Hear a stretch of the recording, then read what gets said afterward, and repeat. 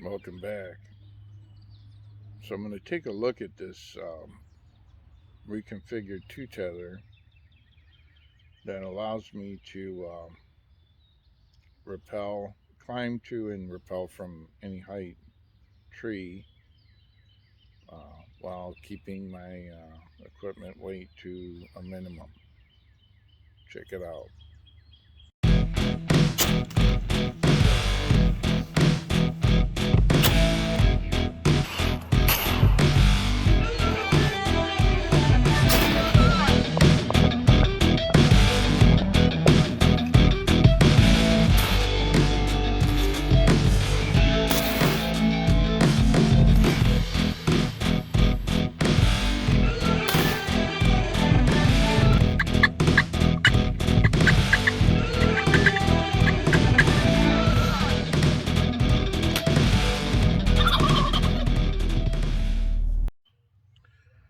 So this is going to be it's going to be a little tricky to show, but I'll make another video where I climb with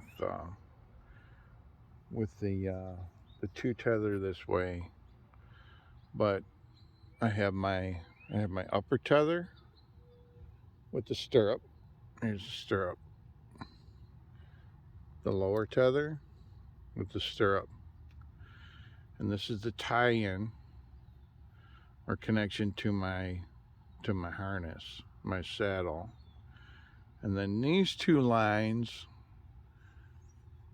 used to be separate pieces, but I've gone and formed them out of one continuous rope. And hopefully I'll have a new rope. This one's a little bit short for what I plan for this new configuration. I'll have a new rope for the next video. But I was thinking about this, and a lot of people wanted to be able to rappel. And after having used the rappel a little bit, it has some advantages. It's not as safe as climbing down with a two tether. I'm never going to go with that unless we get to the point where we're bypassing limbs, and then it might have a slight edge over the two tether. But I had the tethers separate, and when they were separate, when it came time to rappel, taking the lower tether loose just took it out of the equation as far as rappel rope length. But by making it an integral with the upper through this loop, this whole loop here, I retain most of this lower as a length of a rappel. And in conjunction with my retrievable bypass link, I can rappel any height tree with a shorter rope by kind of inchworm the way down. And the way that goes is I'm not going to set this up to do the remote release here, but it can be done that way. Or if the tree is just kind of like a telephone pole like this, if I jiggle this loose, it'll fall, and that'll be part of the process. But the way that goes is I'm tied in here. I typically have this extra line. I would have this done up in the daisy chain, probably with a carabiner on it, and then might have the end of that hooked to my harness. So so it's out of the way, and then I'd have enough length on this upper. I can move it freely up the tree. I'll move that freely up the tree as I climb. And when it comes time to descend, I would take this lower tether loose, and I have this all this extra rope hanging. I take this lower tether loose, and let's see.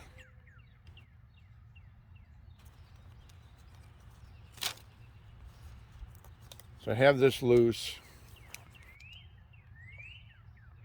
and I just let it hang right there. And now I would have my I like to come down with this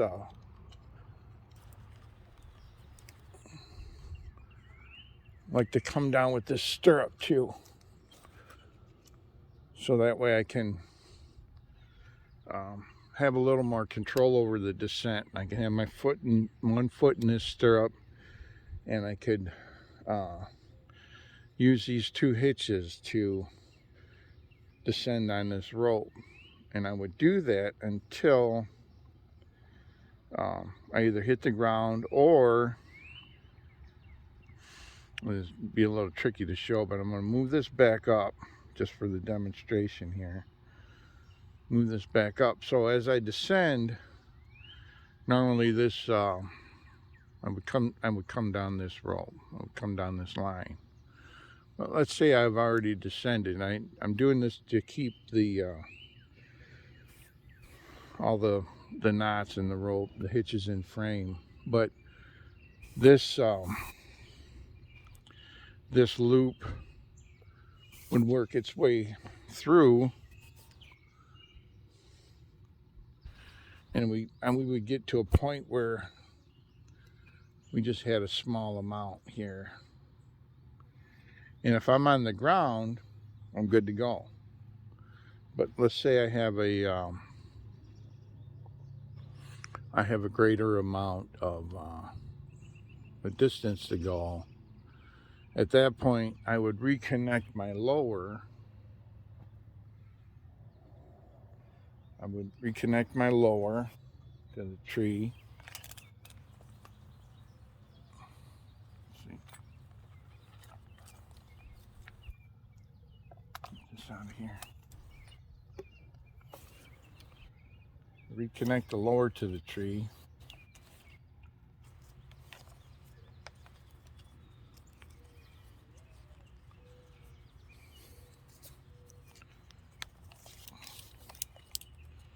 And I would get my weight still in there. I would get my weight on this lower. I would get my weight on this lower tether. So that would involve dragging this through, or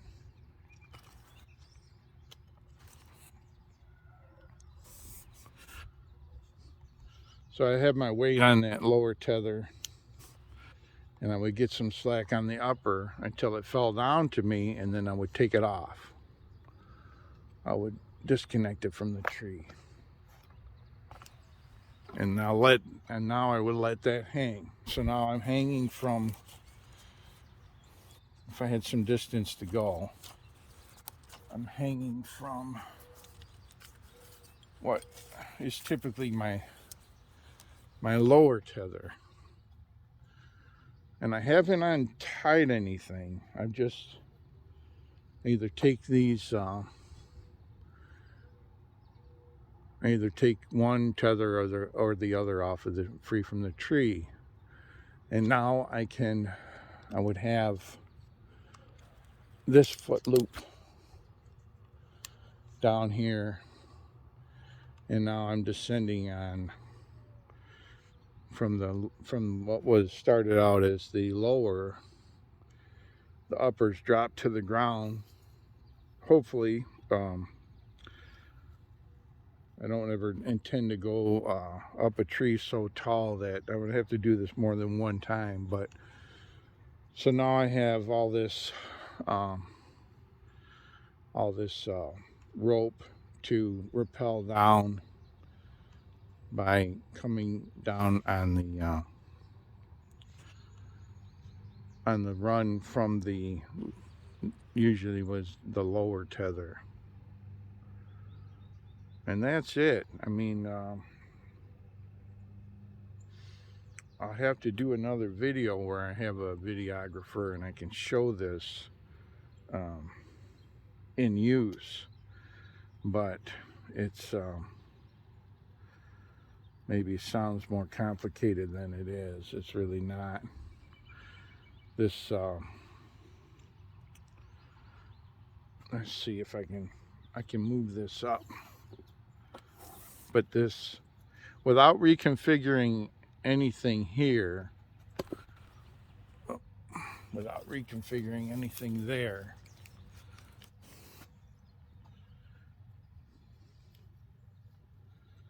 the way I have these hitches allows push them up here. The way I have these hitches allows me to rappel in either direction.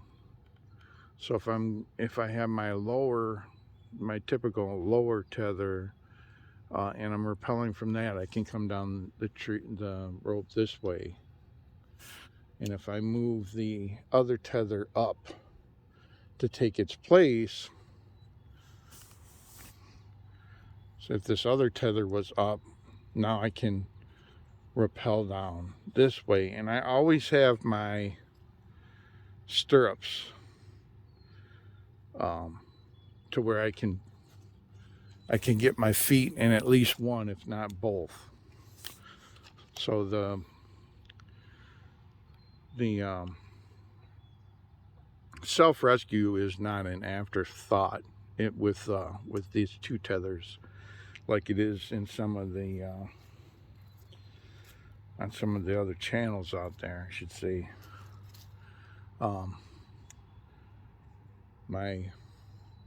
Now with the tether not connected, this stirrup here just going to slide down. It's not going to hold, but this one will. So at least one will always be available in close at hand, close to the connection to the harness, like it always is. I hope that was pretty explanatory, and I'm going to get some rope and I'll do another video where I show this in practice. I get about a 40-foot piece and I'll put my stirrups. I'll put my stirrups on, and I'll use this. This is a Michoacan, or two Michoacans, I should say, and